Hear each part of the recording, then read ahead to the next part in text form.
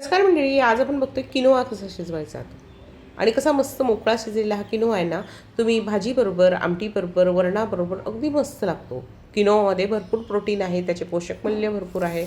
तर असा हा किनोआ कसा शिजवायचा आहे ते बघूया. तर किनोआ आपण 2 ते 3 पाण्याने धुवून घ्यायचा आहे. त्यानंतर त्यामध्ये पुरेसं पाणी घालायचं आहे. एक कमीत कमी 2 ते 3 तास त्याला आपण भिजायला ठेवायचं आहे. 2 ते 3 तासाला भिजला की त्यानंतर यामधलं जे पाणी असेल ना ते काढून टाकायचं आहे आणि नवीन पाणी यामध्ये घालायचं आहे. आता किनोआ शिजवण्यासाठी ना नेहमी मोठ्या आकाराचं भांडं घ्यायचं आहे, कारण किनोआ बारीक आहे, पाण्याबरोबर तो वर येतो, त्यामुळे तो एका मोठ्या भांड्यात शिजवायला घ्यायचा. किनोआच्या दुप्पटपेक्षा जास्त पाणी घातलेलं आहे मी आणि पहिली उकळी आली की त्यावर तो जो फेस येतो ना तो फेस काढून टाकायचा आहे.